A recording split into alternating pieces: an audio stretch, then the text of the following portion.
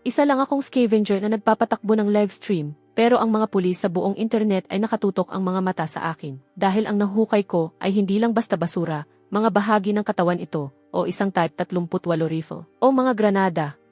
Minsan, naghuhukay ako ng mga ligaw na gulay at natamaan ko ang isang libingan na 1,000 taon na ang tanda. Simula noon, kumikita na ako ng gantimpalang pera. Tuluyang nababaliw ang mga lokal na pulis, may ilan sa kanila na gusto nang tumawag ng pulis laban sa sarili nila. Ginagawa na ng scavenger na ito ang buong trabaho namin para sa amin. Ngayon, nakayuko ako sa gilid ng kalsada, mukhang sumuko na ako sa buhay. Hanggang ngayon, hindi ko pa rin lubos mapaniwalaan na isang buong araw na akong nakakulong sa katawan na ito.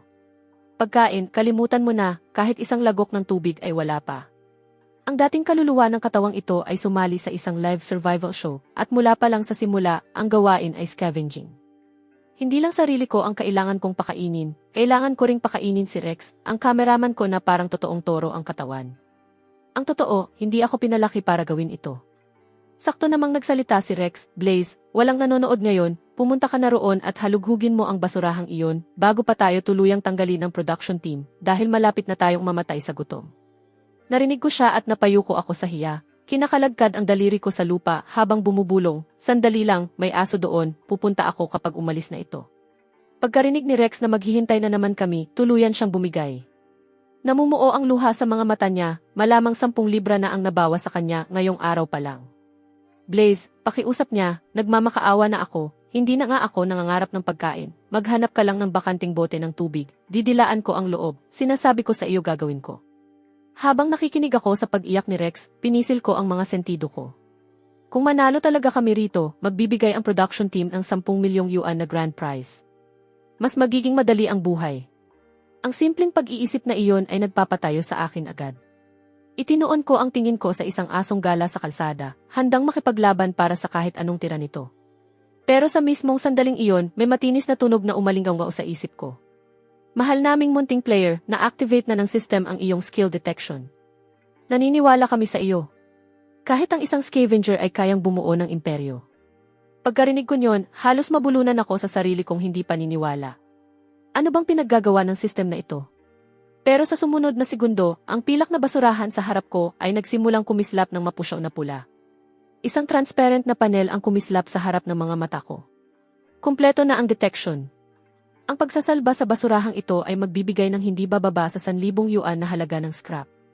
Napayuko ako at napalunok ng malalim. 1,000 yuan.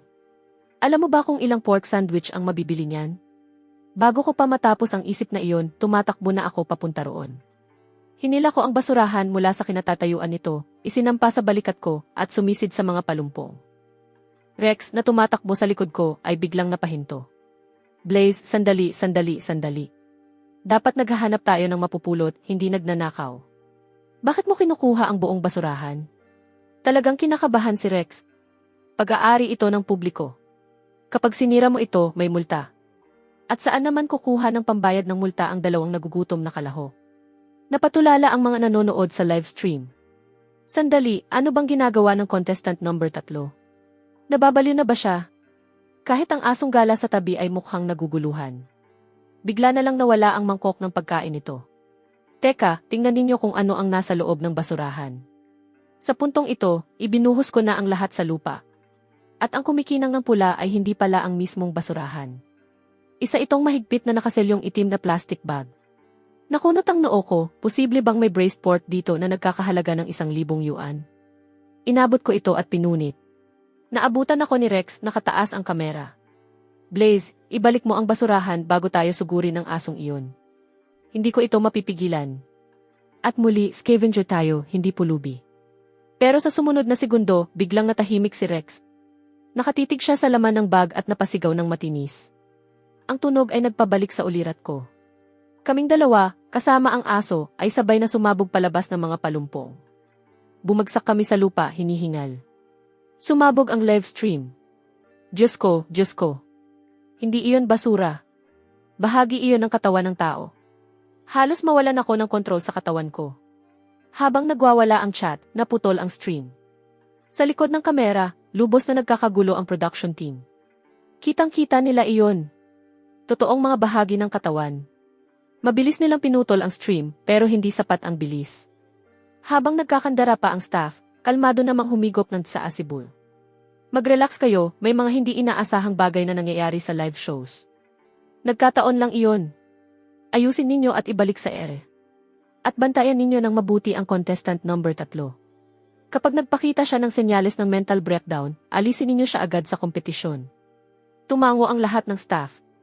Tama, isa kang veteranong direktor, walang nakakapagpagalaw sa iyo. Samantala, nakabawi na kami ni Rex. Agad kaming tumawag sa lokal na pulis. Sa loob ng kalahating oras, napuno ang kalsada ng mga sasakyan ng pulis. Mahabang linya ng crime scene tape ang itinayo. Nagsiksika ng mga residente sa paligid, tumatangging umalis kahit ilang beses na silang pinaalis. Lahat ng kayang maglakad ay nandito. Kahit ang mga matatanda na hindi makabangon ay ipinapabuhat pa sa pamilya para makarating sa lugar. Bawat mukha ay halo ng takot at walang pakundangang kuryosidad. Sa loob ng tape, lumingon ang isang opisyal kay Captain Iron. Captain, base sa mga hiwa, mukhang tugma ang bahaging ito sa mga naunang natagpuan. Mukhang galing ang lahat sa iisang set. Kailangan natin ng resulta ng laboratorio para makumpirma. Tumango si Captain Iron at inutusan na dalhin ang ebidensya pabalik sa istasyon. Pagkatapos, tumingin siya sa amin. Kayong dalawa, sumama kayo sa amin.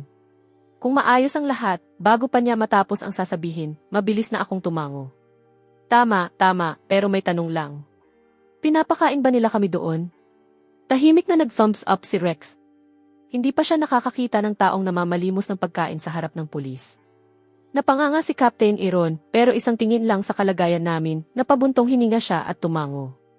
Sige, at dahil kayo ang nakakita ng ebidensya, may gantimpala sa istasyon. Biglang lumiwanag ang mukha ko, doon pala nakatago ang 1,000 yuan ng system. Masaya kaming sumakay ni Rex sa sasakyan. Nagbigay kami ng pahayag, tinapos ang papeles, kinuha ang gantimpala, at kumaway kay Captain Iron. Lumabas kami ng istasyon, inuugoy ang mga walang laman naming sako.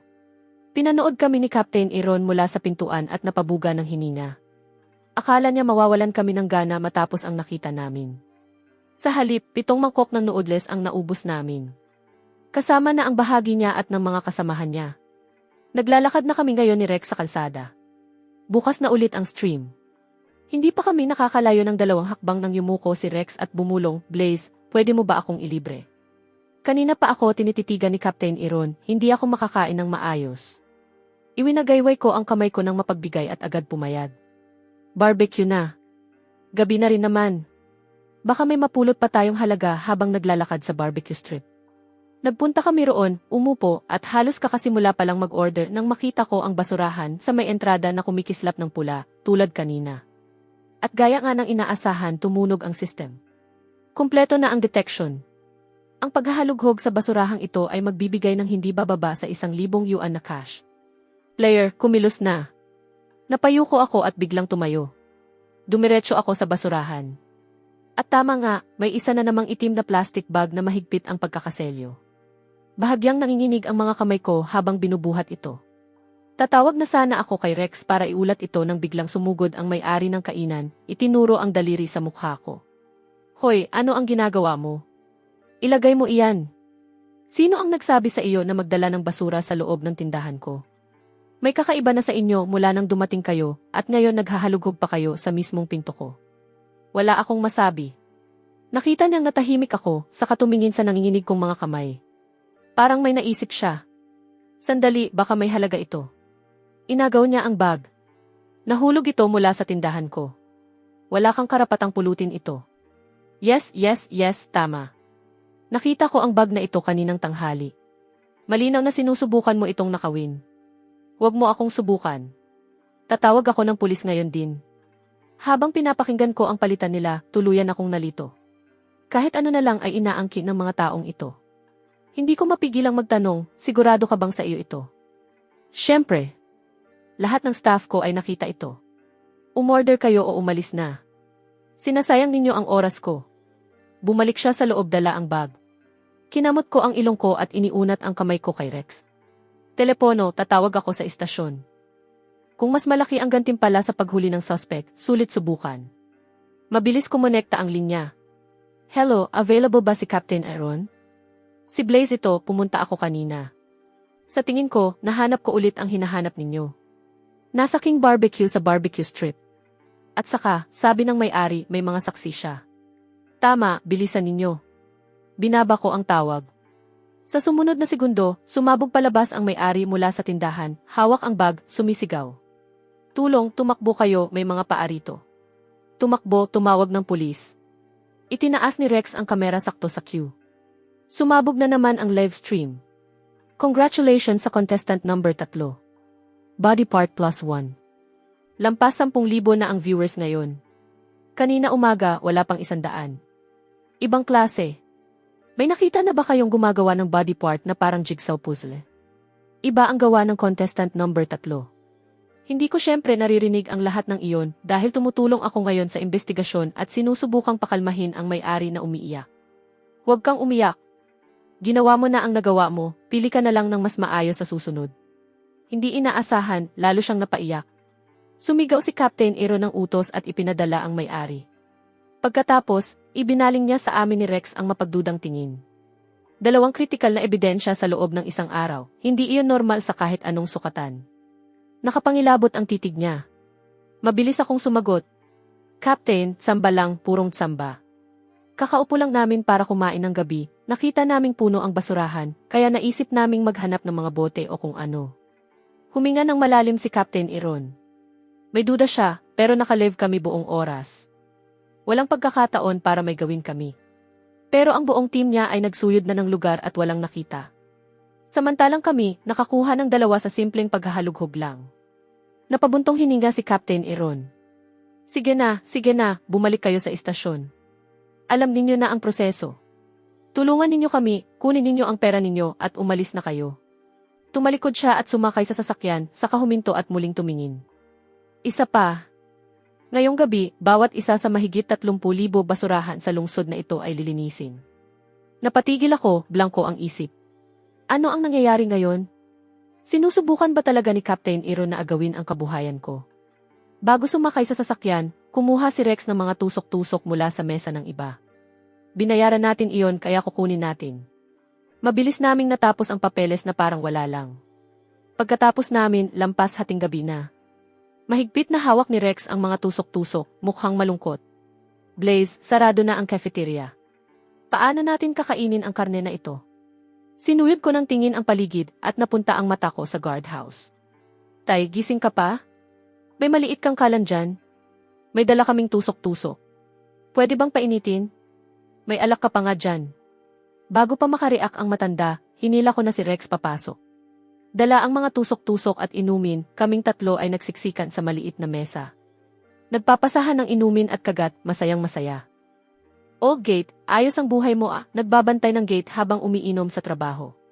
Tumawa siya at umayon, pero ilang lagok pa lang, tinamaan na siya, at nang sabihin ko iyon, bigla siyang napaiyak. Puro paghihirap lang ang buhay ko. 50 taon akong naghintay sa unang pag-ibig ko. 50 taon. Nalampasan ko pa ang asawa niya, at ngayon ikakasal na naman siya, at mailakas pa ng loob na imbitahin ako sa kasal. Napatitig ako kay Old Gate na humahagulgol, walang masabi ng ilang sandali. Pagkatapos ay tumayo ako. Huwag kang malungkot, kukuha ako ng 2 bote pa ngayon din, iinom tayo ng maayos ngayong gabi. Iniwan ko si Rex at nagtungo sa tindahan sa kanto. Pero makalipas ang 2 minuto, bumalik ako ng patakbo, yakap ang metal na basurahan mula sa labas at ibinagsak ito sa mesa ng malakas. Napakurap si Old Gate. Tinitigan niya ang basurahang abot baywang ang taas, parang tumigil ang utak niya. Anak, kaya kong uminom pero hindi pa ako nakainom mula sa ganito. Nakakahawak ba ito ng likido? Samantala, si Captain Iron ay nakasuot ng uniforme ng janitor. Pinangungunahan ang kanyang team mula sa isang basurahan papunta sa isa pa. Maging alerto kayo lahat, siguradong sinasadya ito ng scavenger na iyon. Ang huling piraso ay dapat nasa isa pa sa mga basurahang ito. Nagangalit ang mga pulis at patuloy na naghahalughog. Hindi sila papayag na malamangan ng isang scavenger. Sila ang mga propesyonal. Pero matapos nilang masuyod ang 5 buong bloke ng lungsod, ang tanging nakuha nila ay ilang sako ng plastik na bote. Karamihan ay dahil naisip ng lahat na sayang naman kung uwi silang walang napala. Tinitigan ni Captain Iron ang mga bote. Siguro mga 100 yuan din ang halaga nito sa recycling. Halos hindi pa pumapasok sa isip niya ang ideyang iyon nang mapailing siya. Nasa duty ako, bakit ko iniisip yan? Habang lumilihis ang isip niya, tumunog ang telepono niya. Kinuha niya ito, si Oldgate ang tumatawag. Si Oldgate ay isang veterano. 30 taon na siyang nagbabantay ng mga pinto, mga gate ng pabrika, mga gusali ng opisina, kahit mga dormitoryo ng mga babae. Lahat ng uri ng pintuan na maiisip mo. Napakaganda ng reputasyon, hindi nagkukulang, walang naging insidente. Sinagot ni Captain Iron ang tawag. Sumisigaw si Oldgate na parang nakasalalay ang buhay niya. Captain, bumalik ka ngayon din, may ulo sa basurahan sa labas ng istasyon. Tuluyang nablangko ang isip ni Captain Iron. Basurahan, entrada ng istasyon. Pagkabawi niya, sumigaw siya sa team niya. Lahat, umatras na ngayon din. Nagsidatingan ang mga pulis, hawak pa rin ang kanilang mga napulot. Captain, bakit tayo aalis? May ilang block pa. Ituloy natin ang paghahanap. Sa ganitong takbo, baka mabawi pa natin ang ginastos sa gasolina ngayong gabi. Unti-unting namuo ang ugat sa noo ni Captain Iron. Tumigil kayong lahat. Nakalimutan na ba ninyo ang tunay ninyong trabaho? At sino ang nagsabi na ang basurahan sa mismong labas ng istasyon natin ay siguradong ligtas? 3,000 salita na ulat sa mesa ko. Pagkalipas ng 1 oras, pinangunahan ni Captain Iron ang team pabalik sa istasyon. Pagpasok pa lang niya, nakita niya agad kami ni Rex na nakaupo ng maayos sa isang hilera, kasama si Oldgate, may isang makinang na basurahan sa harap namin. Napakagat si Captain Iron ng sobrang higpit na parang mababasag ang panga niya. Nagpadala siya ng mahigit 100 opisyal para halugugin ang mga basurahan, pinagod sila buong gabi, at ang sagot ay nasa mismong pintuan lang pala niya. Hindi niya kayang tingnan si Oldgate ngayon. At kayo rin, nakuha na ninyo ang gantimpala ninyo pero hindi pa rin kayo umalis. Nandito kayo, may beer at paa ng baboy, magpaliwanag kayo. Nasa gitna kayo ng kainan tapos naghahalungkat kayo ng basurahan. Ano nangyari? Tumakas ba ang mga paa ng baboy at kusang pumasok sa basurahan? Hindi talaga matanggap ni Captain Iron na may ganitong klaseng mga pagkakataon sa mundo, pero ito kami. Wala akong masabi. Hindi ko alam kung paano sisimulan ang pagpapaliwanag. May mga bagay na sadyang kapalaran lang. Pero pagtingin ko kay Captain Iron na halatang nasa hangganan na, ngumiti ako ng alanganin at nagsalita. Captain, kasalanan ko ito, nangangako ako simula ngayon hindi na ako hihipo ng kahit anong basurahan, wala nang gulo para sa inyo. Sa totoo lang, wala ring makuhang maayos nitong mga nakaraang araw. Hindi ko nga alam kung saan napunta ang lahat ng bote. Pero habang nagsasalita ako, napansin ko ang ilang opisyal na naglalabas ng mga sako mula sa trunk, punong-puno ng scrap metal at kung ano-anong kalat. Napatigil ako ng ilang segundo, gulat na gulat. Pagkatapos ay agad akong bumawi. Captain, huwag kayong mag-alala, hindi ako nakikipagkompetensya sa inyo. Lagi kong sinasabi, kung wala kayong makitang may halaga, gusto ninyo bang i-connecta ko kayo sa junk shop? Yung ginagamit ng show namin, mas mataas ang bayad kaysa sa market rate. Crack! Iyon ang tunog ng likod na molar ni Captain Iron na nabiyak. Nakuha na ang lahat ng piraso, dapat ay gumaan na ang loob niya. Pero kahit papaano, hindi pa rin siya makangiti. Kahit paano, hindi na niya kailangang makaharap ang dalawang ito muli. Pagkalipas ng kalahating oras, lumabas kami ng istasyon na may 1,000 yuan. Sumisikat na ang araw. Pagod na pagod kami ni Rex. Blaze, tapos na ako, pwede ba tayong maghanap ng matutulugan? O kaya, mag-nocturnal na lang tayo, mas kaunti ang kalaban. Hinaplos ko ang baba ko, seryosong iniisip kung praktikal bang maging nocturnal. Pero saan tayo matutulog? 15 araw ang kompetisyon, ang 3,000 yuan ay hindi sapat para sa luho. Hindi pwede ang hotel sa lungsod. Nakapagdesisyon na ako. Pumara ako ng taxi kasama si Rex. Driver, dalhin mo kami sa labas ng lungsod, kahit saan basta may mahigaan. Pareho kaming humikab ng sabay. Pagtingin ng driver sa rearview mirror, tulog na agad kami. Naggitngit ang driver. 2 pasaway, halos wala pang muwang, halatang hindi natulog buong gabi. Parang anak ko rin sa probinsya. Hindi ko makontrol ang sarili kong anak, pero kayong dalawa, kaya ko pa. Bulong ng driver habang diin na diin ang apak sa silinyador palabas ng lungsod. Natulog ako na parang katapusan na ng mundo. Mahinang simoy ng hangin at ang lupa sa ilalim ko, sobrang komportable, mas maayos pa kaysa sa kahit anong 5 bituing hotel. Papaliko na sana ako para muling makatulog nang hatakin ako ni Rex pataas. Nasaan tayo? Paano tayo napunta dito? Dahan-dahan kong iminulat ang mga mata ko. Isang dagat ng lunti ang damo ang bumungad sa akin. Patuloy pa rin si Rex. Blaze, mabuting tao talaga ang driver na iyon. Kompleto pa rin ang gamit natin pati kamera. Pamasahe lang ang kinuha niya. Swerte talaga tayo. Hindi lang niya tayo dinala dito, binuhat pa niya ang mga gamit natin palabas ng sasakyan at hindi man lang tayo ginising. Tumayo ako at nag-unat. Sa totoo lang, bihira na ang mga driver na ganyan sa panahon ngayon. Nagkwentuhan kami habang nag-aayos ng gamit at nagsimulang maglakad. Lampas 4:00 na ng hapon. Paglabas natin dito, oras na ng hapunan. Pero ilang hakbang pa lang, sumalubong na sa amin ang amoy ng inihaw na manok. Sa lugar na pinanggalingan natin, may nagkakamping kaya malapit. Sinundan namin ang amoy palabas ng maliit na kumpol ng mga puno. Pero sa sandaling nakita namin ang nasa harap namin, nanlamig ang buong katawan ko mula paa hanggang ulo. Napapaligiran kami ng mga libingan. Pagkatapos, mula sa di kalayuan, may sumigaw. Sino kayong dalawa? May kamera ang isa at may dalang sako. Kayo ang mga magnanakaw. May kumuha sa kanila, magnanakaw, ninakaw nila ang mga alay. Lumapit kayo at magpaliwanag. Bigla, may grupong nakauniporme ang sumulpot mula sa kung saan, may dalang mga asarol at pala. At kinuha ng isang babae ang inihaw na manok mula sa lupa at sumugod agad sa amin ng walang sabi-sabi. Hinila ko si Rex at tumakbo kami papasok sa sementeryo. Hindi na kami lumingon. Halos 1 milya kaming tumakbo bago ako nakaramdam ng kung ano sa unahan at itinuro iyon. Doon, magpahinga tayo at maghintay hanggang magdilim bago bumaba. Wala tayong ibang daan ngayon. Itinaas muli ni Rex ang kamera at umikot kami sa gilid ng mga puno papunta sa isang maliit na kubong kahoy.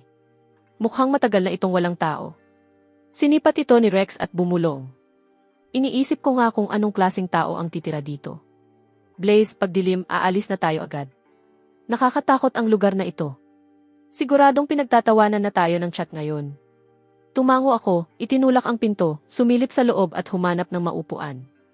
Handa na akong magpahinga. Pero nang mapadaan ang tingin ko sa isang sulok ng silid, biglang lumitaw ang panel ng sistema. Kumpleto ang pagtukoy. Hukayin ang itak. Hindi matukoy ang halaga ng gantimpala. Mahigpit kong hinawakan ang hawakan at hinila palabas ang itak. Lumapit si Rex, dala ang kamera. Blaze, kahit scrap metal, may halaga pa rin. Sa wakas may nahanap din tayong may pakinabang. Pero nakatitig ako sa maitim na mapulang dumi na kumapit sa talim at nanigas ang buong katawan ko. Rex, ano iyang nasa talim? Hindi naman dugo yan, di ba? Napatigil si Rex. Dahan-dahan siyang yumuko, kinurot ang kaunting residue mula sa talim at kinuskos iyon sa pagitan ng mga daliri niya. Pula, basa pa, hindi pa natutuyo. Biglang nagbago ang mukha ni Rex. Hinablot niya ang braso ko, handa nang tumakbo, pero tuluyang nagwala ang chat. Diyos ko, ano na ang nangyayari? May taga rito ba? Tumawag na kayo ng pulis ngayon din. Ano to, sobrang nakakatakot. Bakit parang katapusan ng mundo ang live stream na to? Samantala, sa backstage ng production team, nagkakagulo na ang lahat. Nakaalerto na ang staff mula pa nang lumitaw ang pangalawang itim na plastic bag kahapon.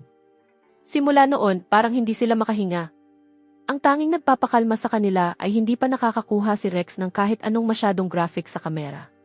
Iyon lang ang bahagyang nagbibigay sa kanila ng katahimikan. Pero nang lumitaw ang pangatlong itim na plastic bag at hinabol pa sila sa loob ng sementeryo, hindi pa rin nawawala ang tensyon.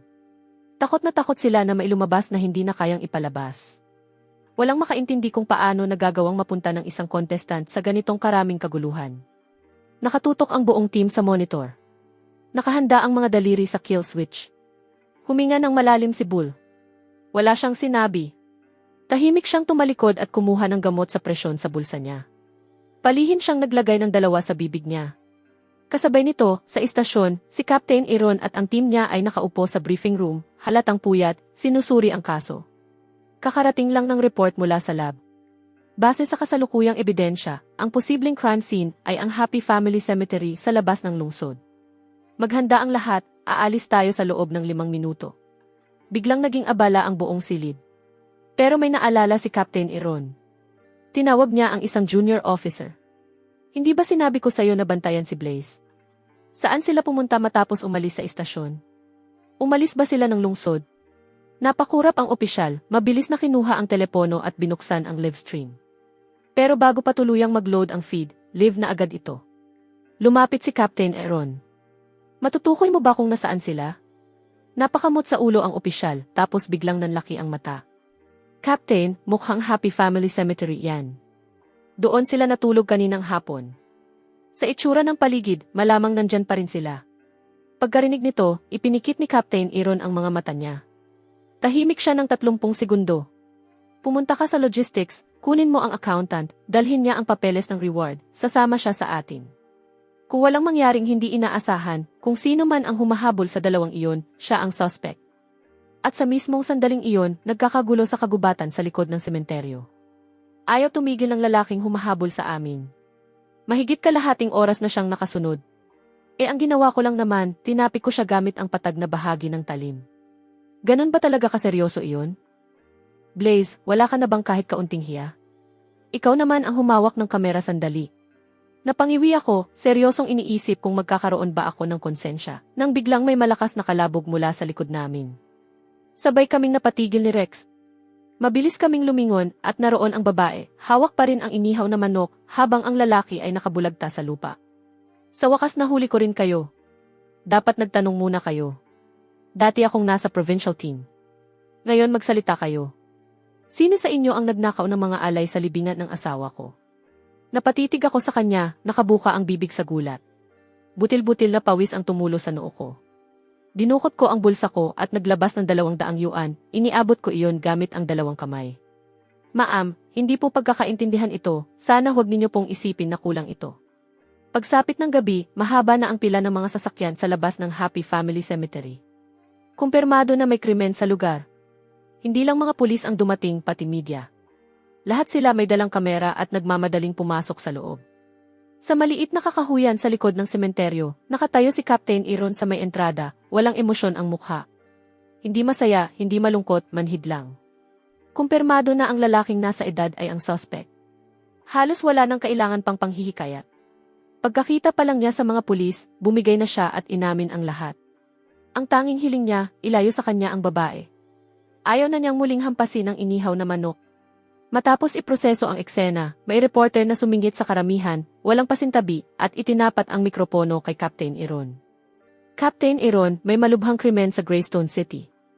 Ayon sa balita, binigyan kayo ng 1 linggo para lutasin ito, pero 2 araw pa lang ay may suspect na agad. May espesyal ba kayong teknik? Captain Aaron, maibabahagi ba ninyo kung paano ninyo ito nalutas ng ganito kabilis?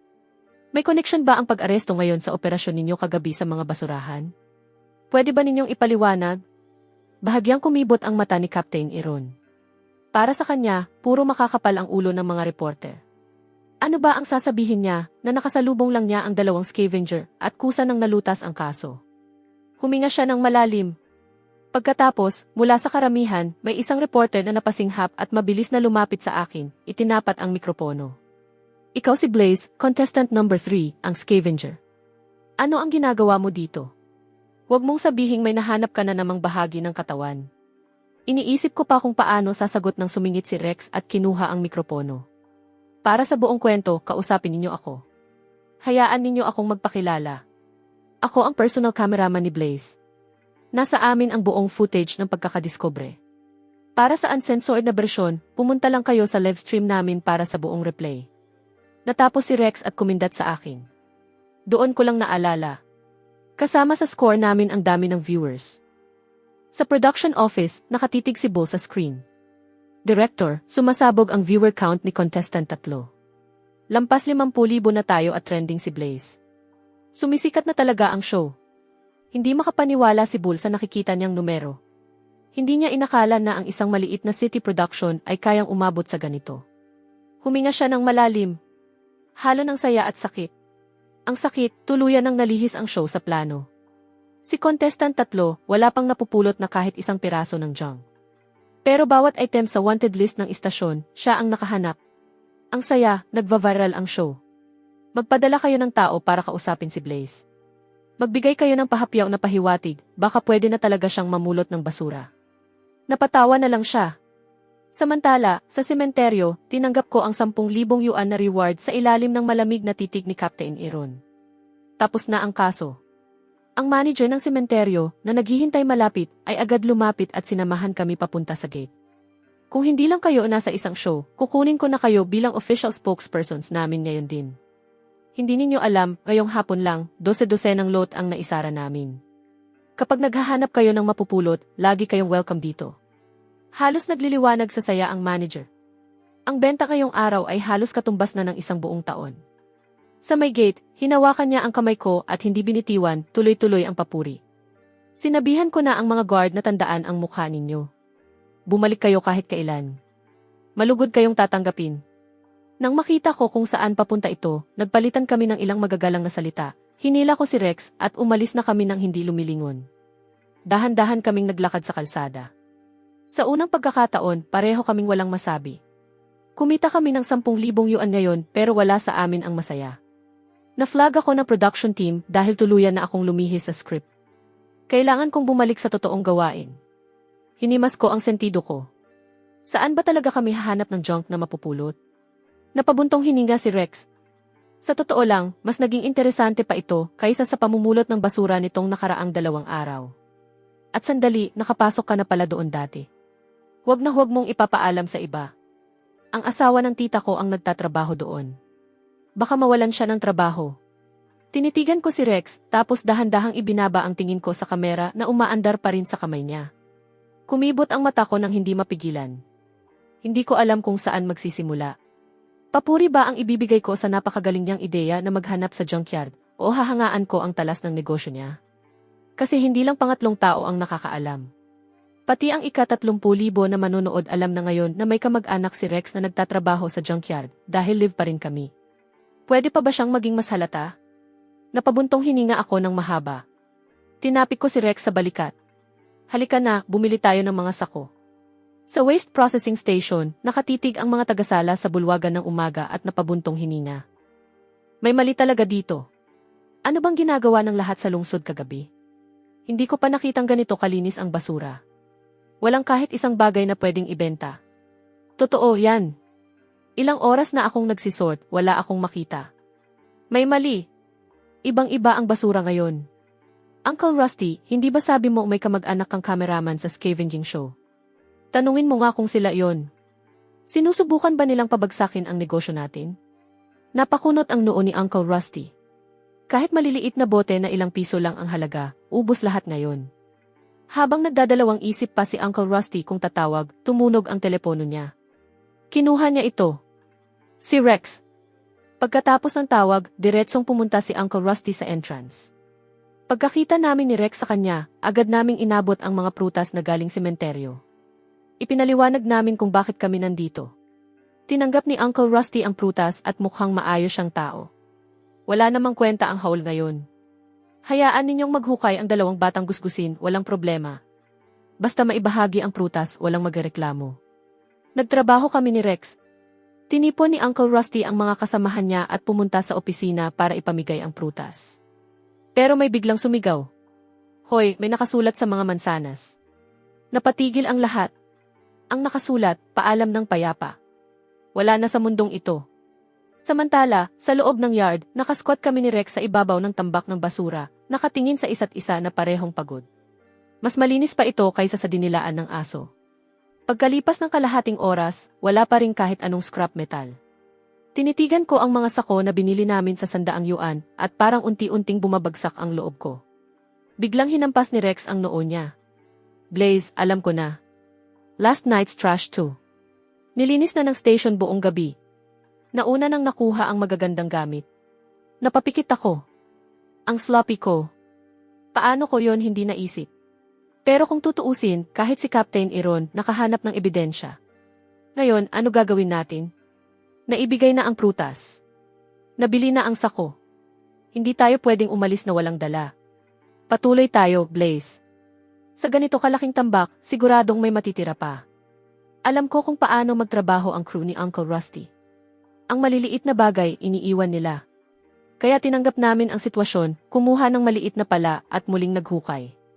Biglang klang. May tumama sa ilalim. Mukhang matigas.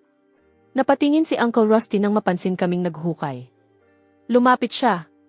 May nakausling kalawang na metal sa hukay. Tumango siya. Swerte iyan. Malamang mas matagal pa iyan kaysa sa mismong tambak. Ituloy ninyo ang paghukay, mukhang mas marami pa dyan. Biglang lumiwanag ang mukha ko sa tuwa. Kinuskus ko ang mga kamay ko at lalo pang naghukay.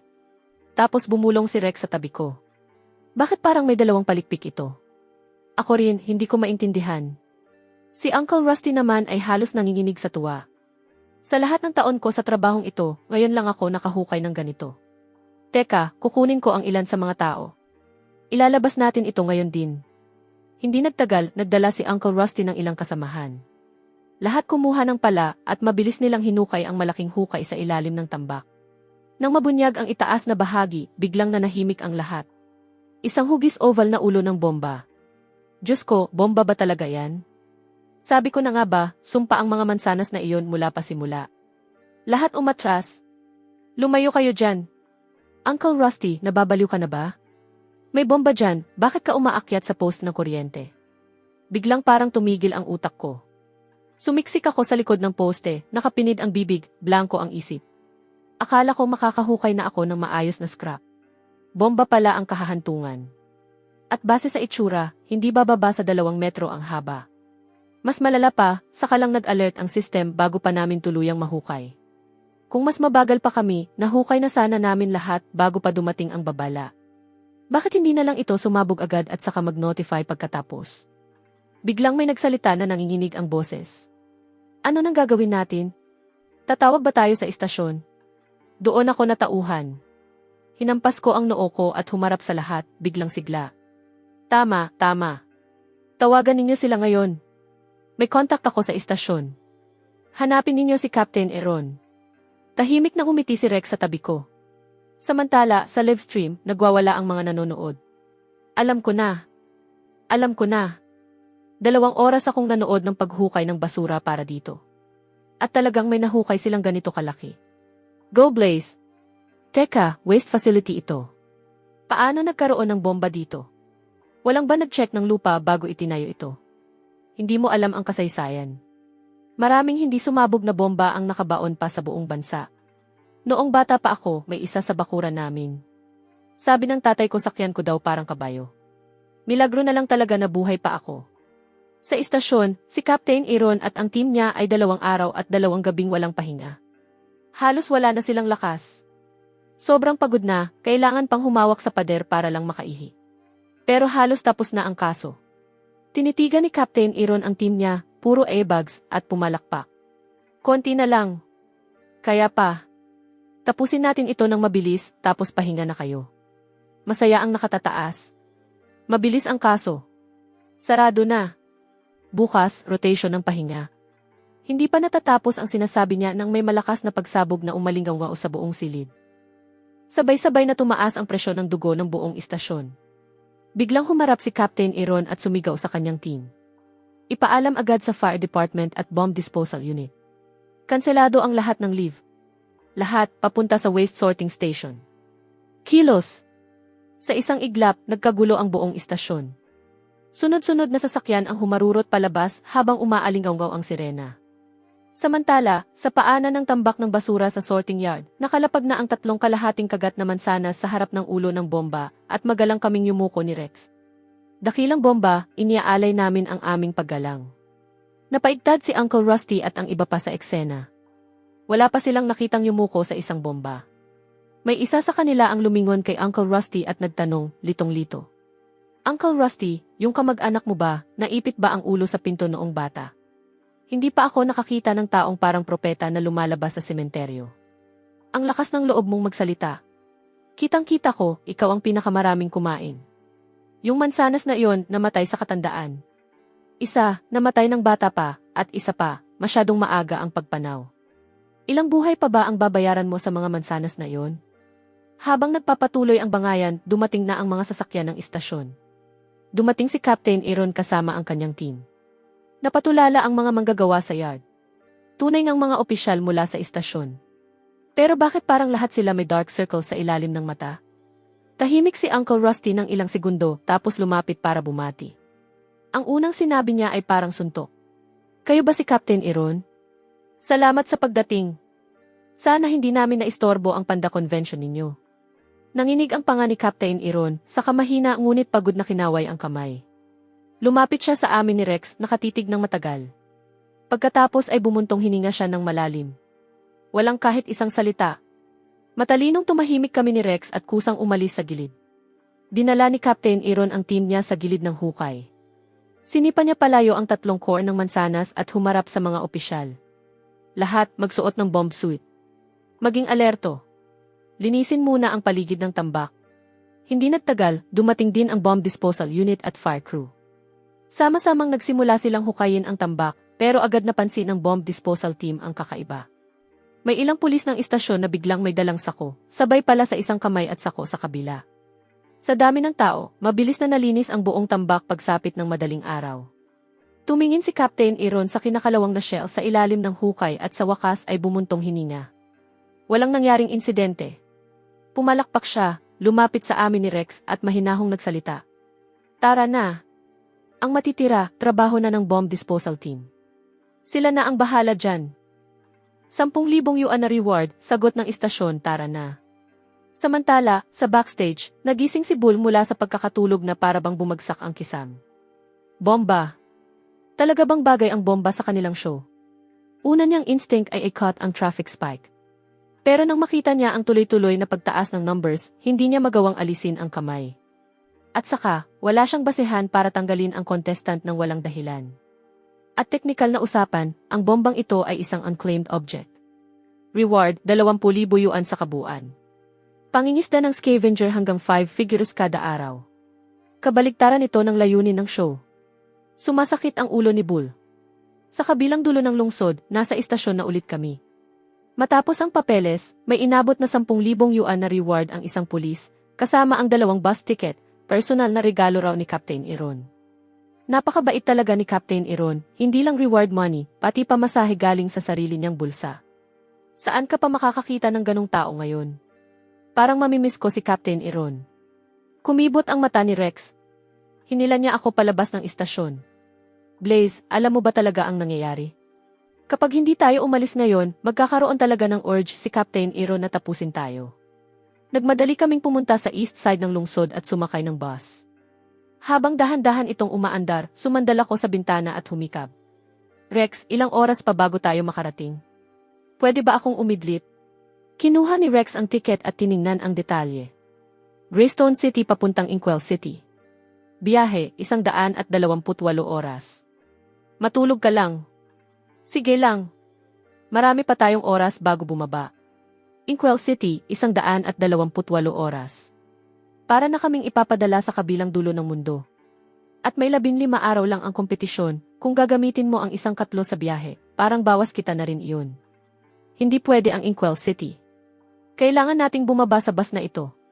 Pagkalampas ng border ng Greystone City ang bus, kahit saan pa ito huminto, kakain muna ako sa daan pabalik. Tumawag si Captain Iron at ngumiti. Sa wakas, nawala na. Inkwell City, ilang araw ang biyahe.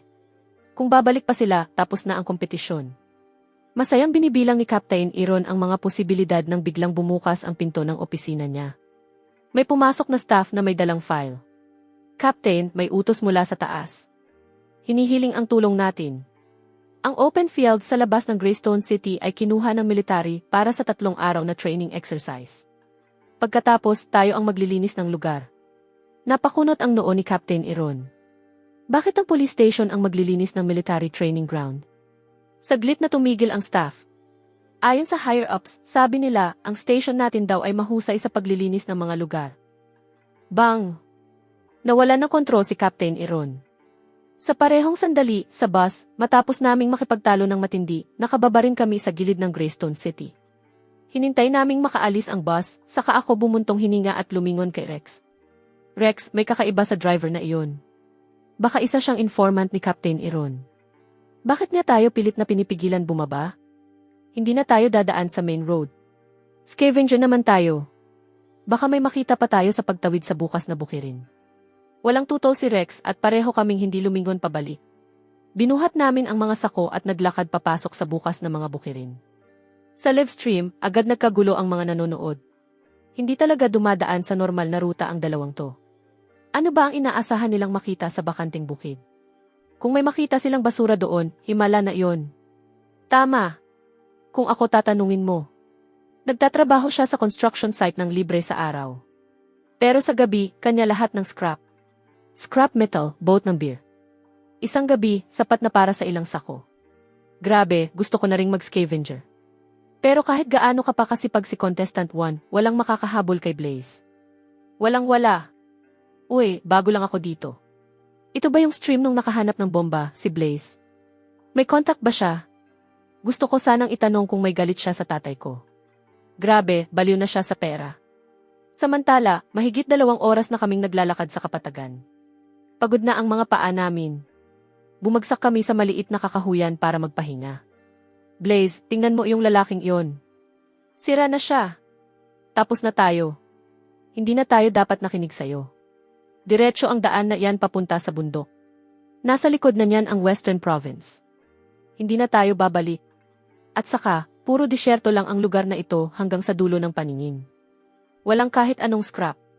Napakunot ang noo ko at tinitigan ang navigation app ng matagal. Tama, padalos-dalos ito. Pero bumalik? Hindi pwede. Hindi na ako babalik sa Greystone City. Tinapik ko si Rex sa balikat at nagpatuloy sa paglalakad. Ayokong maniwala na walang kahit ano sa ganitong kalawak na lupain.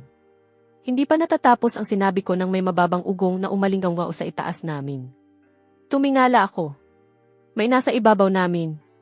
Scrap din ba iyon? Wala na itong buo. Hindi na tayo magkakaproblema kung pulutin natin yon. Maya-maya, pinupulot na namin ang mga piraso sa lupa. Nagsiga kami ng maliit na apoy at nakabawi ng kalahating libra ng copper wire. Biglang sumigaw si Rex at inilapit sa mukha ko ang maliit na aircraft shell na nakuha niya mula sa sanga ng puno. Putsa! Blaze, ano to nakasulat? Kinuha ko iyon at tiningnan ang nakasulat sa drone casing. Western Command Recon Drone Eagle Unit. Nilunok ko ng malalim.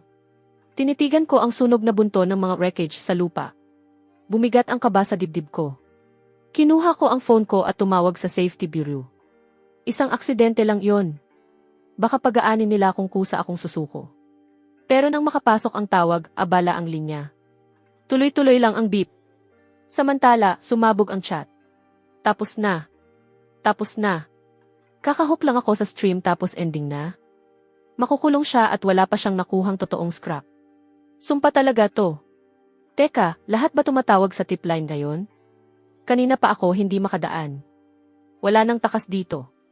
Siguradong mahuhuli siya. Biglang nanigas si Blaze. Kinuha niya ang phone niya at tumawag. Honey, pakinggan mo ako mabuti. Huwag ka nang magtanong. May tinago akong pera. Sasabihin ko kung saan. May butas sa ilalim ng banyo, sa gitnang floorboard sa ilalim ng kama. Buksan mo yon, sa may tubo sa kisam ng sala, sa balkonahe, sa loob ng aircon, at sa headboard sa kabilang kwarto. Samantala, nagsuot ng gear si Captain Aaron at sumakay ang team sa mga sasakyan. 3 malalim na buntong hininga ang pinakawalan niya. Piliting pinakalma ang sarili. Sige na. Sige na. Ang galing sa scavenging ay legit na kasanayan. Isang uri ng kita para sa bureau. Habang papakalma na siya, biglang nag-vibrate ang bulsa niya. May mensahe. May nakita kaming drone. Gusto ba ito ng Safety Bureau? Western Command Recon, may serial number pa. Tahimik si Captain Aaron ng ilang segundo. Pinagitngit niya ang ngipin at binuksan ang live stream. Isang tingin lang. Doon pa lang, alam na niya. Ang lokasyon ng stream ay eksaktong battlefield na pinapaklear ng kanyang mga nakatataas. Natigilan si Captain Aaron. Kakaalis lang namin sa base. Pero nandito na agad ang 2 sa mataas na lugar. May nagsabi ba sa kanila? Siguradong may traidor sa bureau. Paano nila lagi nauunahan ang bawat operasyon? Ang debris search, ang fugitive case, at ngayon pati battlefield cleanup. Tiningnan ni Captain Aaron ang post. Galing ito sa military exercise zone. Sabi sa comment, ano mang galing sa exercise area ay pwedeng kunin, basta huwag ibenta ng pribado. Pwede pa itong dalhin sa Safety Bureau para sa reward. Mas mataas ang salvage value, mas malaki ang bayad. Mas tinitigan ko ang profile picture ng nag-comment. Trash can sa harap ng entrance ng Safety Bureau. Teka, Gatehouse yon. Si Old Gate yon, ang guard ng bureau. Kung siya ang nagsabi, siguradong totoo. Huminga ako ng malalim at biglang may sumulpot na ideya sa isip ko. Tumingin ako kay Rex na kangiti. Rex, may trabaho tayo. Dinala ko si Rex papasok sa mas malalim na bahagi ng disyerto. Naglakad kami habang sinusuyod ang lupa, umaasang may makikita, pero lumipas ang mahigit 1 oras na wala ni isang system ping. Parang sira ba to? Ipinukpok ko ang reke sa lupa dahil sa inis, tapos may tumamang matigas pabalik. Yumanig sa kamay ko ang impact, nanlambot ang pakiramdam. Lumingon si Rex sa tunog. Nakita niya ang baluktot na reke at natigilan. Tinitigan niya ako ng matagal. Blaze, magsabi ka ng totoo. May itinatago ka bang detektor? Parang ikaw na mismo ang metal detector. Lumuhod siya at kumuha ng maliit na pala, saka nagsimulang maghukay. Lumuhod din ako at pinanood siya. Ilang sandali pa, may nahukay akong bilog na bagay mula sa lupa. Hindi napigilan ni Rex ang sarili. Hindi pwede, granada yan. Nilunok ko ang laway ko. Isang granada na buo pa. Pero paano napunta to dito? Westland 2. Pwedeng daanan lang ito ng kahit sino. Sabay kaming dumapa sa lupa at maingat na hinukay ang butas. Sumunod si Rex sa galaw ko. Pagkalipas ng kalahating oras, 12 ng granada ang nahukay namin. Lahat buo. Lahat live at pwedeng sumabog. Napatulala ang chat. Hindi pwede. Props lang yan. Props. Wala chance.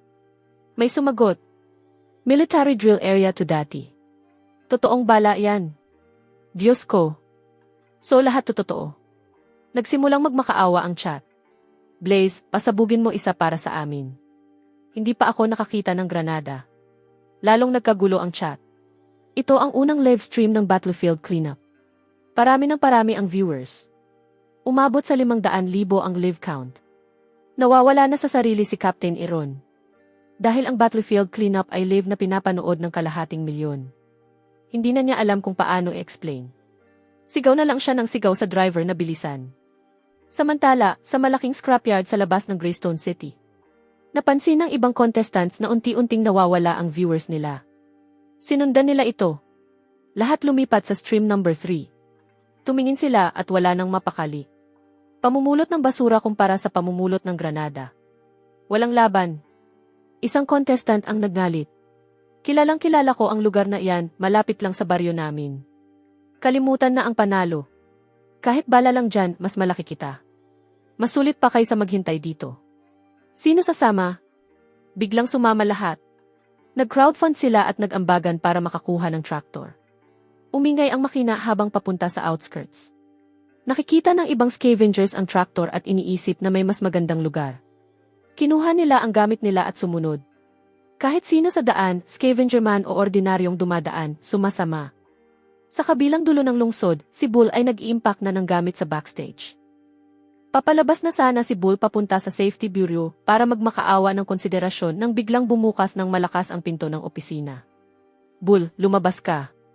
May malaking nangyayari. Lumabas online na ang balita na yung Westland kung saan bumagsak si Blaze, military exercise zone pala ang drone.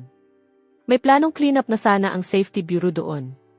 Ngayon, lahat ng contestants nagkandara pa papunta roon. Sabi pa, papunta na rin ang Safety Bureau at halos naubos na nila ang mga rake sa supermarket. Natigilan si Bull. Kung Safety Bureau na ang humahawak, hindi na niya problema iyon. Safe siya. Pero ano bang ginagawa ng mga contestant na to? Tumakbo si Bull palabas kasama ang team at tumitig sa monitor wall sa backstage. Ilang contestants nasa construction site pa rin, naghuhukay ng basura. Pero karamihan, nakasakay na sa iisang tractor. Sa likod nito, mahigit 100 tao ang sumusunod, matanda, bata, lalaki, babae, lahat seryoso sa trabaho. May mga sako sa baywang, pala sa isang kamay, reke sa kabila, humahabol sa tractor. Hindi alam ni Bull kung matatawa ba siya o iiyak. Magandang balita, hindi siya wasak. Masamang balita, wasak ang show. At ubos na rin ang pera ng production. Samantala, lumulubog na ang gabi sa Westland. Kami ni Rex, naglalakad pa rin na may kalahating sako ng granada. Biglang may pulang ilaw na kumislap sa harap ko. Bago pa ako makagalaw, may mabigat na tunog. Natigilan si Rex. Maingat akong lumapit at tiningnan ang system prompt. Excavating this location may yield a reward valued at no less than 1,000 yuan. Nanlamig agad ang buong katawan ko. Wala akong ideya kung ano ang nasa ilalim. Pero mula nang gumana ang system, wala pang isang pagkakataon na naging normal ang signal nito. Laging shrapnel o bagay na pwedeng sumabog. Malamang ganito rin to. Lalong nataranta si Rex. Blaze, ano to, landmine ba to? Pwede pa ba akong tumakbo? Pinisil ko ang labi ko at tumingin kay Rex na may simpatya. Hindi na talaga option ang takbo ngayon.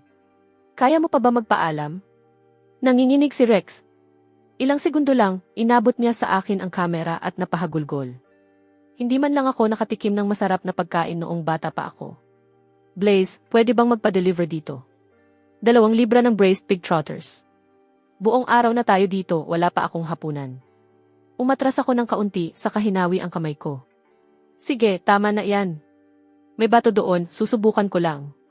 Exercise zone to, baka prop lang yan. Habang nagsasalita ako, biglang tumunog ang phone ni Rex. Kinuha ko ang phone at tiningnan kung sino ang tumatawag. Si Captain Aaron. Blaze, pakinggan mo ako ngayon. Sabihin mo kay Rex na huwag gagalaw kahit isang muscle. Yung landmine sa ilalim ng paa niya ay hindi galing sa exercise. Kinonfirm ko na ito. Walang ginamit na landmine sa drill na ito. Malamang luma na itong naiwan. Huwag mong hahawakan kahit ano. Malapit na kami. Andyan na kami kahit anong oras. Sunod-sunod niyang sinabi na parang machine gun tapos pinutol ang tawag. Nakuha ko. Huwag gagalaw si Rex. Kakalabas ko pa lang para ipaalam sa kanya nang biglang sumigaw si Rex. Blaze, sumasakit tiyan ko. Hindi ko na kaya. Sa parehong sandali, sa gilid ng Wasteland, dumating ang mahigit 100 sasakyan ng Safety Bureau. Bumaba si Captain Aaron at humarap sa team. Atensyon, ito ang misyon. Squad 1, simulan ang full sweep agad. Primary objective, hanapin lahat ng nagkalat na shell casings. Squad 2, manatili sa mga sasakyan. Samantala, hindi ko na rin kaya maghintay. Lumuhod ako at hinukay ang lupa sa paligid ng paa ni Rex. Tinitigan ko ang landmine na nakabaon doon, kalawangin at luma. Mukha itong totoong-totoo, walang kahit anong fake. Habang nagdadalawang isip ako, nagsalita si Rex. Blaze, bilisan mo. Kung hindi sumabog to, ako ang sasabog. Hindi ko na talaga kaya. Sige, magbilang tayo. 3, 2, 1, tatakbo ka. Itinulak ko siya ng kaunti para magkaroon ng distansya at nagsimulang magbilang. 3, 2, 1. Tumakbo si Rex na parang bala, isang kamay nakahawak sa likod niya, halos nag-iiwan ng afterimage. Nawala siya sa likod ng puno sa isang iglap. Sa mismong sandaling iyon, sumiklab ang landmine. Napahiga ako agad at tinakpan ang ulo ko. May malakas na pagsabog. Pagtingin ko, bumukas ang langit sa makikinang na fireworks. Nakatulala lang ako. Sino ba ang gumawa ng fireworks na mukhang landmine? Pero ngayon naiintindihan ko na kung bakit 1,000 yuan lang ang system reward. Sumabog sa tawa ang chat. Hahaha, ano ba to? 3 hours na takot si Rex tapos firework lang pala? Pero seryoso, sino gumawa nito? Nakakakilabot. Naalala ko, dati itong design mula sa lumang fireworks workshop. Hindi ito nagtagal sa merkado bago tuluyang ipinatigil dahil masyadong kamukha ng totoong landmine. Napatingin ako sa mga sako sa kamay ng team niya, punong-puno. Tinitigan ko ang kalahating sako ng granada ko at nagitingit ang ngipin. Inilahad ko ang kamay ko sa pamilyar na galaw. Kumibot ang mata ni Captain Aaron. Alam niyang hindi niya nalinis ng maayos ang araw na ito. Agad niyang inutusan ng officer sa tabi niya na bayaran ako ng 10,000 yuan ayon sa Military Zone Reward Policy. Nakatitig ang mga Safety Bureau officers habang binibilang ko ang pera at halo-halo ang nararamdaman nila. Anong nangyayari dito? Araw-araw na lang, 10,000 yuan ang kinukuha niya sa bureau natin. Nasa payroll ba siya? O daily contract worker ito? Sa gitna ng sama-samang pagkadismaya ng crowd, lumingon ako at iniabot ang pera kay Rex. Umiti ako kay Captain Aaron. Captain, salamat sa effort. Aalis na kami. Hindi pa man natatapos ang huling salita ko, natigilan ako at tinitigan ang unahan. 10,000 lang. Sa maikling sandali ng pag-uusap namin, dumating na ang ibang contestants at ang scavenger army sa site. Biglang naging gulo ang buong lugar. Tinitigan ni Captain Aaron ang dumadagsang tao at bigla na lang napaupo sa ibabaw ng shell casing. Nalito siya, hindi niya maintindihan kung saan nanggaling ang lahat ng taong ito. Sino ba ang nag-leak nito? Medyo natatakot na rin ako pero mas matindi ang curiosity ko. Nasa harap mismo namin ang target. Kinagat ko ang ngipin ko, hinigpitan ang hawak sa reke at pala, at inangat ni Rex ang kanyang sako. Malakihang trabaho na to. Walang lingon likod, naglakad kami papunta sa malayong bunton at nagsimulang maghukay sa gilid nito. Natulala ang mga nanonood. Walang nakakaalam kung susunod ba o hindi. Ano ba nang ginagawa nila? Bakit sila naghukay sa burol? Pero kung naghukay si Blaze, baka maihalaga yan. Maghuhukay din ba tayo? Hindi pwede. Galing ako sa baryo malapit dito. Walang laman ang burol na iyan. Walang tumutubo kahit puno. Niloloko lang niya tayo ngayon na kumita na siya. Nagbulungan ang crowd ng ilang sandali. Pinanood nila kaming naghukay ng naghukay pero wala pa ring lumalabas. Unti-unti silang kumalma. Bumalik sila sa paghahanap sa wasteland. Kami ni Rex tuloy lang sa paghukay ng nakayuko. Maya-maya, napagod si Rex. Blaze, hanggang kailan tayo dito? Hindi maliit tong burol. Kung dalawang pala lang, baka abutin tayo hanggang dulo ng mundo dito. Pero bigla siyang natigilan. Lumaki ang mga mata niya. Nablangko ang mukha niya. Sunod-sunod na pagsabog ng boses ang lumabas sa kanya. Diyos ko! Oh may! Tumakbo ako papunta sa kanya at hinawakan siya para kumalma, saka mabilis na sinilip ang paligid. Malayo na ang scavenger crowd. Huminga ako ng malalim at binaba ang boses. Shush, shush, shush. Tahimik lang. Tumulong ka habang hugutin ko to at takpan ang kamera. Kapag nakita to ng mga buitre na iyon, susugod sila at bukas pa lang, kalbo na ang buong bunton. Bumalik si Rex sa katinuan. Sunod-sunod siyang tumango at tumulong. Ang takot sa mukha niya ay napalitan ng sobrang saya. Blaze, napagdesisyonan ko na. Sasama na ako sa iyo mula ngayon. Kahit hindi tayo manalo, balang araw magtatayo tayo ng scavenging company at yayaman tayo. Wala akong oras kay Rex ngayon, abala ako sa paghila ng kung ano mula sa hukay. Maya-maya, dumating si Captain Aaron kasama ang team niya sa sobrang bilis. Tinitigan niya ang bronze cauldron na nasa tabi namin, kasing taas ng tuhod at mukhang sinauna, at natigilan siya ng matagal. Huminga siya ng dahan-dahan. Lumapit siya at tinapik ang balikat ko. Blaze, nasasayang ka talaga sa scavenging. Seryoso, kapag may pagkakataon ka, dalhin mo yung maliit mong pala at hukain mo yung lumang libingan ng pamilya ko. Malay mo kung ano pa ang makita mo. Malaki ang utang na loob ko sa'yo. Tumayo si Rex sa tabi niya, nakangiti ng todo kay Captain Aaron. Captain, pwede na ninyong itigil yung pag-check sa kanya. Noong una naming nahanap yung granada, kinapapan ko na si Blaze mula ulo hanggang paa. Walang detektor sa kanya, sigurado ako. Ngayon, pwede ba ninyong tulungan kami tumawag at alamin kung magkano ang reward? Alam ni Captain Aaron na seryoso ito. Hindi biro ang mga cultural relic. Agad siyang tumawag sa Heritage Bureau. Makalipas ang mahigit isang oras, dumating nang nagmamadali ang mga tauhan ng Heritage Bureau. Tumayo si Director Vance, ang pinuno ng Heritage Bureau, at nagsalita. Bata, kayong dalawa ay nakagawa ng isang pambihirang bagay. Ang bronze cauldron na ito ay tila mula pa sa panahon ng Warring States. Ang halaga nito ay hindi kayang masukat. Ipinapasa ko na ngayon ang report para sa inyong reward, minimum na 6 figures. Sa mga salitang iyon, halos mawalan kami ni Rex ng ulirat sa tuwa. Pero higit sa lahat, matapos mahukay ang bronze cauldron, hindi pa rin gumagalaw ang pulang ilaw sa buong bunton. Ibig sabihin, ang nasa loob ay tiyak na hindi lang ang bronze cauldron.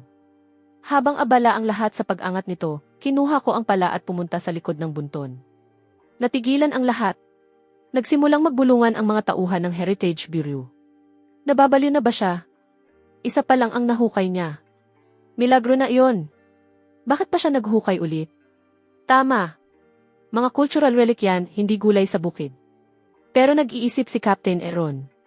Lumingon siya kay Director Vance at sinubukang magtanong. Hindi kaya may sinaunang libingan sa ilalim dyan? Imposible, na-scan ng detection team namin ang buong bunton, walang kahit anong signal, walang libingan dito. Sabi ni Director Vance ng buong kumpiyansa. Sinuyod nila ang buong lugar pagdating pa lang, standard procedure, at walang nakita. Umalis ang Heritage Bureau team dala ang cauldron, pero hindi agad umalis si Captain Aaron. May hindi siya mapakaling pakiramdam. Parang hindi pa ito tapos. Pero sa matagal na katahimikan, walang nangyari. Napaisip si Captain Aaron na baka mali siya. Aalis na sana siya, kasama ang team nang biglang sumigaw si Rex. Agad na lumapit si Captain Aaron kasama ang team niya.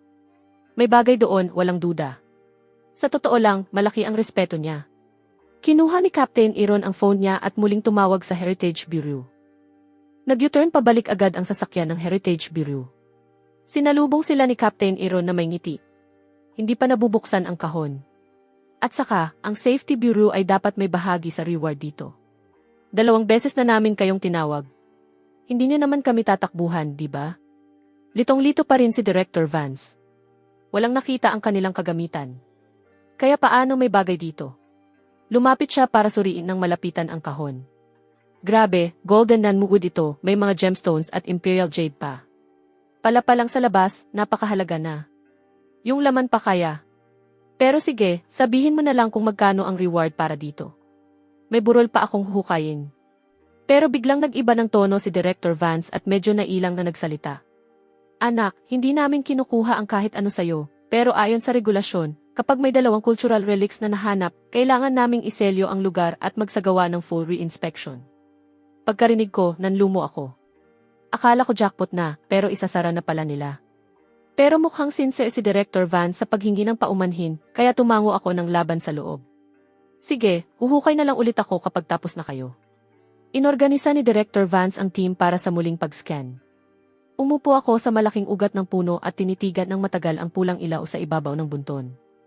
Napabuntong hininga si Rex at tahimik na tumayo sa tabi ko. Pagkatapos ng mahabang katahimikan, nagsalita siya. Blaze, huwag ka mag-alala sa reward. Yung nakuha na natin, sapat na iyon para manalo ng first place. Kung hindi pa rin, ituloy lang natin ang battlefield sweep. Bawat maliit na bagay mahalaga. Hindi ako sumagot kay Rex. Dahan-dahan akong tumayo at tinitigan ang bunton.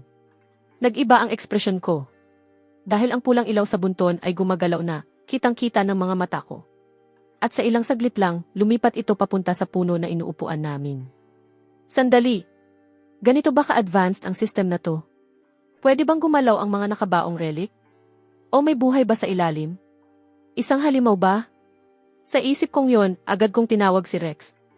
Rex, kuha mo na gamit mo, ngayon na. Kinuha ko ang pala at ibinaon sa lupa sa paanan ng puno. Isang segundo lang nag-process si Rex, agad siyang sumunod at nagsimulang maghukay. Napalingon ang Director Vance at ang iba habang nasa gitna ng re-sweep, nakita nilang parang nagwawala kami sa ugat ng puno. Natigilan ang lahat. Ano bang ginagawa nila? Parang naghukay papunta sa bunton para sa relic? Kung maghukay, sana itago man lang nila.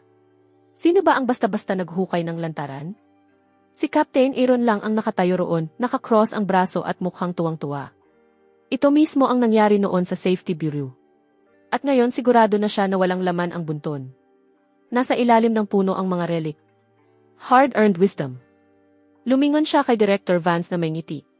Direktor, minsan kailangan mo na lang tanggapin kung paano talaga ang mga bagay. Kung ayaw ninyong mapahiya, dalhin niyo ang mga tao niyo doon sa puno at maghukay kayo. Baka makakuha pa kayo ng credit. Iyon lang ang masasabi ko. Isipin niyo na lang mabuti. Kumaway si Captain Aaron na may ngiting parang alam na alam niya kung paano magtatapos ito at naglakad papunta sa puno. Tiningnan niya si Blaze pababa. Hindi masama. Magkakagulo ang ugat at magkakabuhol-buhol. Mabagal ang galaw pero nakalock na ang pulang ilaw ng system sa lugar na ito at hindi na gumagalaw. Ibig sabihin, siguradong may nasa ilalim. Sa chat, nagkakagulo na ang lahat. Grabe, naghuhukay pa rin siya. Sa totoo lang, kung may magsabi sa akin na nakahukay si Blaze ng mythical gourd boy, maniniwala ako. Hindi ako makapaniwala. May X-ray vision ba tong tao na to? Parang supernatural na to. Sa sandaling iyon, pinapanood ni Captain Aaron ang paghukay ko na may kontentong ngiti. Sobrang saya niya. Sa wakas, tapos na ang malas ng Safety Bureau. Heritage Bureau naman ang susunod na mamalasin. Biglang may malakas na crash. Gumuho ang lupa. May butas na biglang bumukas. Natigilan si Captain Aaron. Emergency. Lahat lumapit dito ngayon. Nagmamadaling tumakbo ang mga officer. Dumating din ang Heritage Bureau team. Halos hindi mapigilan ni Director Vance ang excitement niya. Batay sa karanasan, sa mga relic na nahanap sa bunton at sa butas na lumitaw sa ilalim ng puno. Ano ang ibig sabihin nito? Hindi ba malinaw? Tom Robert Tunnel yan. May libingan sa ilalim ng bunton. Habang nagkakagulo ang lahat sa rescue mode, may sigaw mula sa ilalim. Rex! Rex! Nasaan yung rake? Ihagis mo dito. Maraming tao sa ilalim, siguradong Tom Robbers to. May mga armas sila. Natigilan ang lahat sa itaas. Yung mga Heritage Bureau workers na aakyat pa lang ay sabay-sabay na umatras ng isang hakbang. Biglang may matabang lalaki na hinawakan si Rex sa braso at tumakbo pababa para habulin ang mga Tom Robbers. Kita ko sila ng malinaw, puro totoo ang mga iyon. Hindi ko sila hahayaang makatakas. Sa pinakailalim ng tunnel, ang boss digger ang nauna, gumagapang ng sobrang bilis. Yung isa sa likod niya hindi napigilan magsalita. Boss, tigil ka nga sa pag-crawl at tumingin ka sa daan. Ito ba talaga yung labasan? Nasa likod na natin sila, wag mo silang hayaang matrap tayo dito.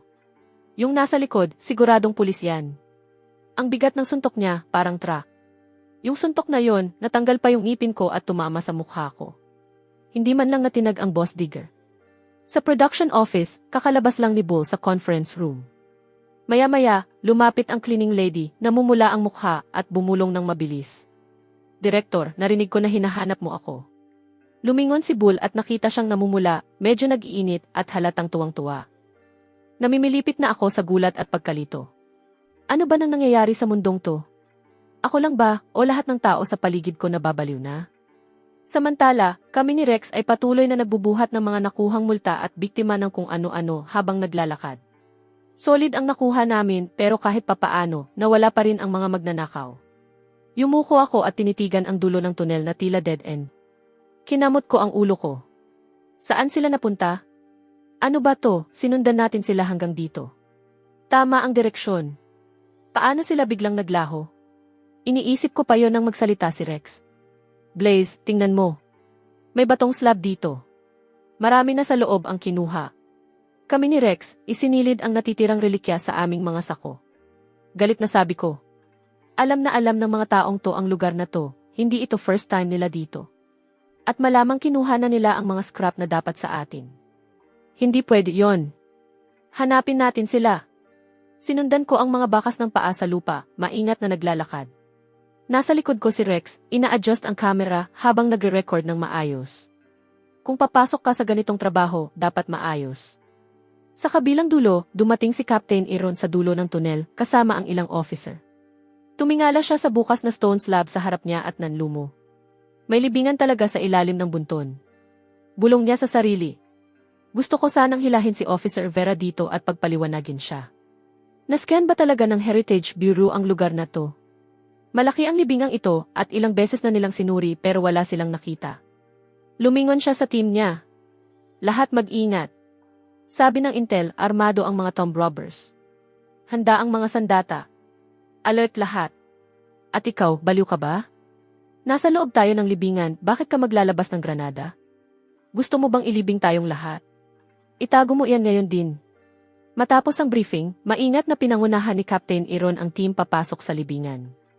Kasabay noon, kami ni Rex ay sumusunod sa mga bakas ng paa, papunta sa burial chamber at nagtago sa likod ng kabaong, binabantayan ang paligid. Hindi kalayuan, nagkukumpulan din ang mga digger, nakatago rin sa gilid ng kabaong, kinakabahan habang sumisilip sa direksyon namin. Boss, nasaan na yung sinabi mong lugar? Nandyan na silang dalawa sa loob. Kapag hindi tayo kumilos ngayon, tapos na tayo. At yung isa, ang laki pa, at tuloy pa rin ang filming niya sa atin. Pero ang boss digger, nakatitig lang sa chamber na maihalong pag-aalala, pilit inaalala kung paano ginamit ng lolo niya ang mekanismo dati. Pero noon, bata pa siya, halos hindi niya maalala ng maayos. Plano sana nilang kumuha lang ng ilang gamit at makatakas sa wasteland. Sino bang mag-aakala na papasok ang Safety Bureau at hahabol sa kanila, habang ang dalawang iyon ay parang mga bantay pa ng relic, sabay naglilinis at naghuhukay. Puno na ang mga sako nila, pero tuloy pa rin sila. Gaano na ba kagaling ang Safety Bureau ngayon? Nagfi-film na, nagpoprotekta pa ng artifacts, at nakakulong pa sila sa loob kasama kami. Hindi makuha ng boss digger kung paano ito nangyayari. Magulo ang isip niya. Kumagat siya sa ngipin at itinuro ang isang lampstand sa malapit. Yan. Yung lampstand na yan. Diyan yon dapat. Subukan ko. Agad na tumayo ang isang batang digger at dahan-dahang lumapit sa lampstand. Sa mismong sandaling iyon, napansin ng boss digger si Rex na nag-aangat ng kamera sa di kalayuan. Mukhang tatayo rin siya. Kinabahan siya bigla. Cover fire. Agad na lumabas ang ilang digger mula sa pinagtataguan nila at pinalibutan kami ni Rex, nakatutok ang mga hawak nilang sandata. Pinaputok nila ito. Sabog ng tubig ang lumabas. Natigilan ako. Napahawak ako sa mukha ko at pinunasan ang tubig, tulalang-tulala. High-tech nga. Saan galing ang mga clone na to? Walang totoong armas, pero water guns ang dala nila? Pinapatay ba nila kami sa kahihiyan? Parang tumigil ang oras. Nakatayo lang ang magkabilang panig, parehong hindi alam ang gagawin. Tapos biglang nagsimulang gumalaw ang mga stone pillar sa itaas ng chamber. Sumigaw ang batang digger na pinapunta sa switch. Boss, ano ba tong pinapaikot mo sa akin? Hindi ito exit mechanism. Diretso to sa impyerno. Natigilan ang boss digger. Nakatingin siya sa bumabagsak na lupa, puro gulo ang paligid. Takbo. Maghanap ng taguan. May stone platform doon. Sa ilalim tayo. Nagtinginan sila. Tama nga, may stone platform na kasing taas ng biwang, hollow sa ilalim, sapat para sa ilang tao. Wala nang choice kundi magtago. Nagkagulo sila at nagsiksikan sa ilalim ng platform. Pagkasilong ng lahat, naging sobrang awkward ng hangin sa ilalim ng bato. Isang segundo lang ang nakalipas, nag-aaway sila. Ngayon siksikan sila na parang magkaibigan.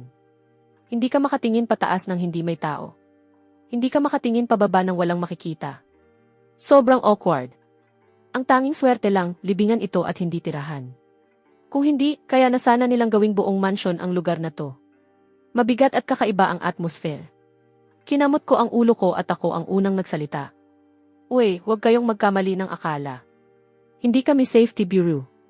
Scavengers lang kami. Pero maraming officer sa labas, kaya hindi rin kayo basta-basta makakatakbo. Sinundan namin kayo kasi kailangan namin kayo bilang witnesses. Lahat ng nakuha namin, scrap lang yon. Nakita niyo naman, di ba? Sabay-sabay na tumingin ang mga digger sa burlap sack ni Rex. Puno ito at umalingaw-ngaw ang tunog ng lumang mga sisidlan na nagkikiskisan sa loob. Napalunok silang lahat. Tumahimik ang mga digger at habang ako ay lalo nang nainip, nagsalita ako. Pag dumating ang bureau, kapag tinanong nila kayo kung ano nang ginagawa nyo, sabihin niyong nagnanakaw kayo sa libingan. Kapag tinanong naman kung ano nang ginagawa namin, sabihin niyong nag-scavenge kami. Simple lang. Kapag tinanong kung saan galing yung laman ng mga sako namin, sabihin niyong pinulot lang namin sa daan. Nagtinginan ang mga digger na parang blanco ang utak, tapos dahan-dahang tumango. Isang digger ang mukhang nasasaktan pero nagsalita pa rin. May isa pa akong ideya, paano kung sabihin nating babagsak na yung libingan at kayo ang sumalba sa mga relic? Kung iyon ang kwento, walang magagawa ang safety bureau. Baka purihin pa kayo. Pero kailangan nyo rin kaming tulungan. Lahat kami baguhan lang dito. Pakiusap, ipasok nyo kami sa magandang kalagayan sa loob. Nanlaki ang mata ko. Hindi ko akalain na may ganitong utak ang isang tomb robber. Tumango ako agad. Deal. Huwag kayong mag-alala, may koneksyon ako sa bureau. Aayusin ko kayo sa loob. Masarap na pagkain, maayos na trato. At kung may mahalaga kayong dala, ibigay nyo na ngayon. Kapag nakuha pa yan sa search, mas malala ang problema. Sabay-sabay silang tumango at nagsimulang ilabas ang mga relic at ibigay sa amin. Binuksan ko ang burlap sack at nilagay lahat doon. Sa sandaling iyon, may boses na nanggaling sa labas. Captain, nandito na kami lahat sa ilalim, sigaw ko ng malakas. Makalipas ang ilang oras, tuluyang nahukay ang burial site at nakalabas kami. Diretso agad sumugod ang Heritage Bureau team sa loob ng libingan, pero pagkatapos ng masusing paghahanap, halos lahat ay natulala sa nakita nilang natira. Ilang kalansing na lang ng mga sisidlan ang maririnig. Humugot ng mahabang buntong hininga si Director Vance. Initial estimate, aabot sa mahigit 1,000,000 yuan ang kabuang reward sa pagkakataong ito. Sa backstage ng production, sabay-sabay na tumayo ang lahat ng hindi namamalayan. Pinunasan nila ang kanilang mga mata. Nag-viral na ng todo ang show. Umabot sa 30 milyon ang live viewers. Number 1 trending na ito. Sumigaw sa saya ang buong team. Nagawa natin. Talagang nagawa natin. Si Bull ay huminga ng malalim. Noong bumagsak ang libingan kanina, akala niya may mamamatay. Pero buhay ang lahat. Ang views ay sobrang taas. Wala nang dapat ikabahala. So ano kung lumihi sa script? Kumalma siya, humampas sa mesa at nagbigay ng utos. Una, pagbati sa lahat. Massive hit ang show. Doble ang sahod. Doble ang bonus. Pero, may 100 contestants tayo sa season na ito. 79% sa kanila ang nag-withdraw at tumawag sa akin. Pinayagan ko silang lahat. Kaya ang season na ito ng live survival show tapos na.